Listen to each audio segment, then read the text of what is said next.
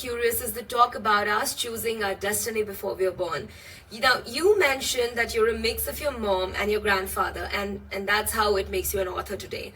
Does this mean we have a chosen kind of an exact day, time, date, family, etc., for our births to fulfill a certain predestined or a pre-chosen, destiny that we need to fulfill?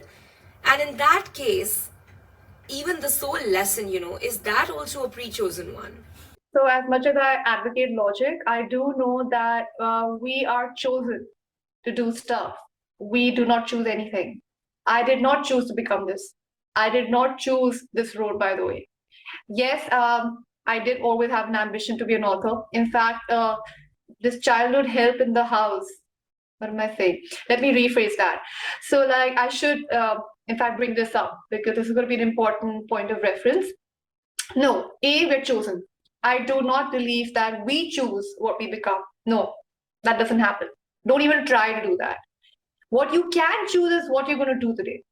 You can never choose what you're going to become 20 years down the line. That doesn't happen. So that's a type A personality in me. But in terms of thinking long term and realizing where am I going to be 10 years down the line or even 5 years down the line, I have no idea. Especially me, who's been like this poster child of like, like tragedies or unpredictable things happen to me. I think I'm going to be kind of foolish if I sit here and say, oh, I know what's going to happen. I'm invariably proven wrong. Let me like rephrase this, Richa, because since you have raised this point, I think a lot of other youngsters need to know this, who make these 10-year plans and they get disenchanted and want to kill themselves. I should tell you this. Like, it's become like kind of a very oft-repeated question, right? Where do you see yourself 5 years down the line? If you're considering marriage or a career to build upon or whatever. So I'll tell you what. I didn't choose to be born either. So who are these people who say we choose what we become or what we do? Did you choose to be born? If yes, please explain the process. There's a theory that goes to it, that your soul is constantly evolving, and in every lifetime you choose a certain lesson that needs to be fulfilled for that evolution to complete. I know. I've heard of this theory, and also the fact that they say we choose our mothers. Yeah. But again, your mind is not at play at that point. We are talking about this right now, isn't it? I mean, when you come into existence, this comes into existence. We are talking about the intellect right now. These stands for the intellect. So I'm not talking at the soul level. I'm talking at the cerebral level. You do not choose anything. Okay, you did not choose the family you were born into. You did not choose the thing that happened to you anyway. And all those people with their master 5-year plans or master 10-year plans, I really want to know where they are. Like, has it really gone according to plan? And if it did, are you still happy? Are you still satisfied because it did? Or are you dissatisfied because it did? Like, what I'm trying to say is that understand one thing. Like I said, brace for impact. Life is going to surprise you in one way or another, and be glad that it does. You don't want to actually experience the rut that a living body should not experience because it's designed to be in a state of flux. And that's what stagnation is. That's what you come to when you think that you have a 10-year plan for stability and being consistent about it. Given that on a platter by God, that's what you wanted, you start fighting the changes. You're starting destructive things because suddenly the stagnation is getting to you. But you wanted that stability. So to confuse stability with non-action and stagnation is also the wrong thing to do. We all want to grow. At the same time, we don't want tragedies to happen to us. We don't want bad changes to happen, but we do want good changes. But then that's life. You have to get both. So what do? Which is why this system comes in. So what it does is it helps you cope with the pros and cons by dawning an archetype, because here what you are controlling is what you have to do. The plan of action. So you talked about archetypes. Now there are 9 of them. Is there a particular archetype that you have to sort of live for a lifetime, or does one keep switching from one to another, mastering the lessons and the values that each has to offer? No, I have to live through all the archetypes. That's exactly what theory is. That's the law. We all have to go through all the archetypes. We should go through all the archetypes because, like I said, if you read the book also, like it says that life is forcing us, destiny is forcing us, each one of us, to be each of those archetypes, every year. So it's our choice, of course. Like I said, you can decide what you need to do, today. You can't decide what you will do 10 years down the line, but you can decide what you have to do today. So whether it's beginning with Una, and then Due, and then Tria, and then Kotor, and then Quint, and then Sex, Octa, Septa, and like so on and so forth. Septa comes before Septa, Octa, and then Novem. So there are these 9 archetypes, and you kind of, there's a cycle of repeating number 9 years. The cycle. Are you here? Can you hear me, Richa? Yes, I can hear you. So these, like after 9 years, I'm again going to be back to being Una. They're just number 1 year, or I should be Una. So are there any number meanings, certain specific meanings these numbers carry? Because you gave us the names to the archetypes, but I'm more curious about what's hidden behind the numbers, Yes, of course. So if you go through all these archetypes, you'll see how number 1 represents beginning. So Una will represent the qualities of a new beginning. What a personality should be in keeping with that phase of yours. Because number 1 signifies a new beginning. So what personality are you supposed to don? What traits and qualities of Una do you need to incorporate in yourself to deal with the challenges of that year? So do you think we should explore these with a live example? Maybe I can be your case study. So let's begin like that. So let's take Richa's example. Okay. Yeah. Now this year is meant to be your number 1 year. Yeah. So it's a year of new beginning. So you are meant to be Una this year. Now, new beginnings are not easy. They never are. Not at all. And you will have spectacular highs and lows this year. But one thing Una is a leader. So while in life it represents new beginnings, in terms of your personality, it's meant to represent the leader. Una is the leader. So when you put Una, the leader, in a situation which is about new beginnings, what do you get? You get control of yourself, self-mastery. So whatever you might be going through in life right now, the only way to deal with it would be through your own internal resources. You will not be able to bank on anybody else. So this is supposed to be an excellent year if it comes to exploring self-dependency, independence, and being your own person and kind of taking the initiative. You will have to make the moves. Well, that's exactly what I'm becoming, because let's say I was until now looking at exploring business in terms of partnerships and not doing it by myself, all alone. And it hasn't worked so well for me, honestly. And I don't know when this entire equation changed. Today, I don't want to work with a partner. I'm very confident and, I'm sure that I can do it alone. And as a matter of fact, I've started my own company. So let's apply it to your reality now. Let's talk about your practicality. Your career, like you mentioned, your business. So you will find yourself in a position of actually leading a bunch. Okay, this is not exactly about having a partner. This is about leading. Leading, yeah. Yeah, so people will come to you to ask about what to do next. You don't have a partner. You are not going to any person asking, what do I do next? Exactly. You're not seeking guidance. You're not going to any person to ask about how you should deal with a particular course of action, or a particular event. People are coming to you, which is harder because with great power comes great responsibility. Yep. And so you are your own person, which means you're not only responsible for yourself, you're also responsible for people who are working for you. Yes. Or who are under your protection. So number 1 is actually the number of leadership. So new beginnings, but also this overwhelming responsibility of kind of being the person who decides what to do next. Decision making, which is not exactly number 1, which is number 8. You come to Octa. Number 1 is just giving you the authority.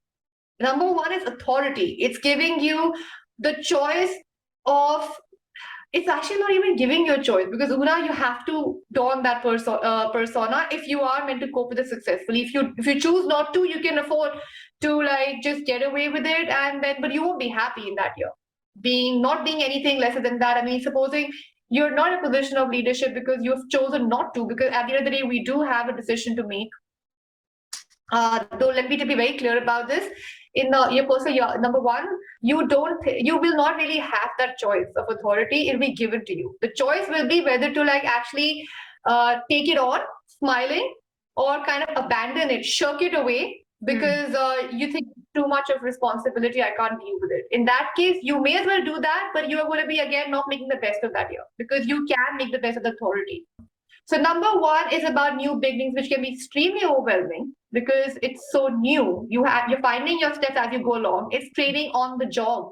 It's literally finding yourself on the job. In a way, the archetype of Una by default also teaches you self-confidence because you will have situations and factors that will be making you doubt yourself.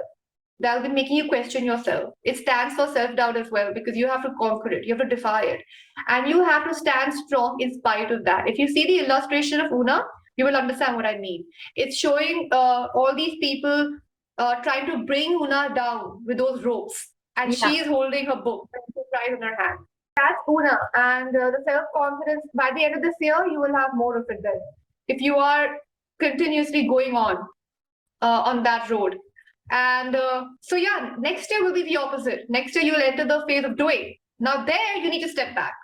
There, you will need assistance. There, you will need a partner. So, there, the personality, the mindset you need to be in is that of cooperation, not leading now, but cooperating, mediating, being tactful, being diplomatic. It's very interesting that you're actually relating numbers with personality types because conventional numerology always talks about this so differently. Richa, for the longest time, numerology has been associated with lucky numbers. Yeah. Now we have angel numbers. Everyone, like, I don't want to tell them I'm a numerologist because the perception is very different. It's like they don't know much about it, and the only thing they can ask me, the first thing is, "What is my lucky number? What does 222 angel number stand for?" I'm like, that's not what I do. Like, this is a psychological self-help system. As I said, you put two people in the same situation, both will come out as different people with different outcomes because, like, it is a disposition, a personality one is born with, and one is molded into. At the end of the day, it's not the events that happen, and the fortunate ones are that positively become the persona that's needed at the time. That's wisdom, so it's really about that. It's about it's actually the personality that decides your fate, that decides your destiny, which is what I've always believed in through everything. It's never about the event, it's about you. The tragedy is you. Like, sometimes people become tragedies even without anything happening to them, which is distinctly bad. I don't want to say this, but there are lost cause. Someone just came into my mind. There are lost cause without anything bad really happening to them. Why? Because that's it. Now that you're saying that, I remember this quote from you. The universe does not get personal with you. It calculates your fate mathematically. Yeah, I've always believed in. And by the way, that quote is like, I think it's a like much loved quote because I really do understand that some people, when they pray, they're almost fighting their case in front of God. They're like, I did this wrong. And I was so loving. I'm like, God doesn't care. He doesn't have So then what's the explanation to, why some people face more problem being successful, or they sort of face more roadblocks to finding success, and some people don't? It's just cakewalk for them. This is what it is. It's not your destiny. It's not like, oh, she was lucky and he wasn't. It's about your disposition. It's about your personality. If you put two people in the same position, the same situation, one of them comes out successful and the other one might not, because it's the way they deal with it. It's a disposition you're born with. So if universe wishes, because it's self-help, I don't believe that universe wishes you to be something. But I think a tragedy is you dealing with it in an unfortunate way. If your disposition is not appropriate, or it's a more negative, destructive one, then you create your own luck by making it an unfortunate situation to be in. So it's sort of resistance, right? So universe is pushing you in one direction, and if you're resisting it. Exactly. So with the theory of 9 archetypes, I think go with it. Because if you're going with it, there is no way you'll be destructive about it. If you're resisting, you will be. So, like, the archetypes tell you how to take responsibility. Like, it is about that. If you do this, there's no way you will not see success, because this is what the year wants you to be. So it's taking accountability. It's not, I've always said this, Richa, and this is the main crux of it all. It's not the event, it's the personality that governs the outcome of a situation. The unfortunate people are the ones who are born with a specific disposition and stick to it in spite of it giving them nothing but failure. And the successful, that's what even okay, the famous quote that I think it's a Darwinian quote that species that will be successful is the one that's adaptable. Alright, so now I have requested questions for you from my audience, and the first one is in context to relationships and love. Wow. And the question goes like this. Some people are more prone to falling trapped to patterns and attracting the same kind of people and experiences, and eventually they end up believing it is their miserable fate. Can numerology explain this? Numerology, I don't know. My law of numerology, my law of nine archetype. I know I don't sound self-promotional, but kind of plugging in my book. But all I'm trying to say is that relationships are born of your disposition. You're attracting the same kind of relationships, the same pattern, because it's pertaining to your disposition, your temperament. And if that remains constant, you will continue to attract those relationships. It's nothing to do with your destiny. And if at all, then it's because destiny right now is pushing you to be that disposition which is not working for you. Right. You know, like sometimes the stars are not aligned. That's what you call ill luck, right? So, but if you actually tune in with it, and if you actually listen to the positive direction, it can also push you in if you so will it. Ultimately, it is like, self-help, as I say, and it is free will. You can adapt to it positively. The famous and brilliant Galileo, who once stated that mathematics is the language in which God has written the universe.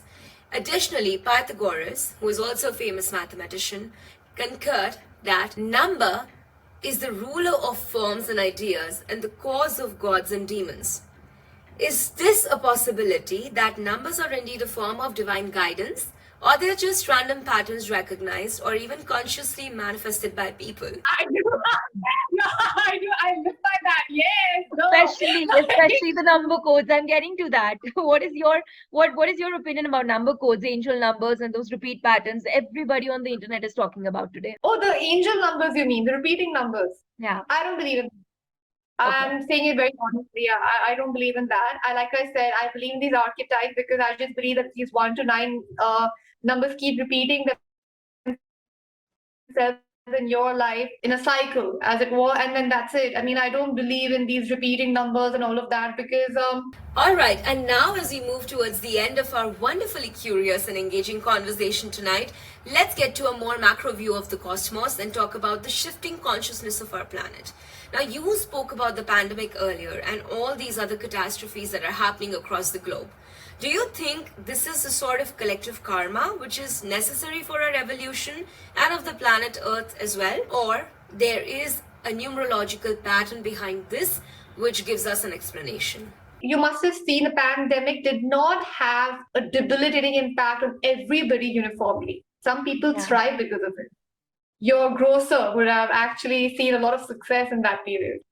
So, no, I do not believe that it was a collective karma or any of that. I do think that, in fact, numerology, my system of numerology can explain that why every person suffered a different fate during the pandemic, how it worked wonders for some people and how it completely broke the others and why.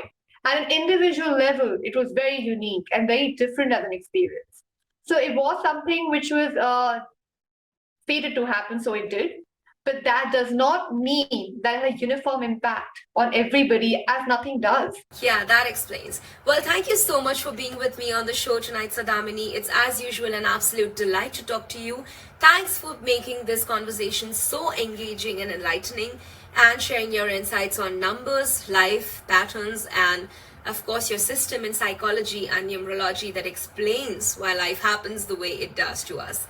And you, my viewers, if you loved watching the conversation tonight, please don't forget to subscribe to my YouTube, LinkedIn, and Facebook channels. And if you have any queries or suggestions for the show, you're always welcome to share them with me. Bye-bye.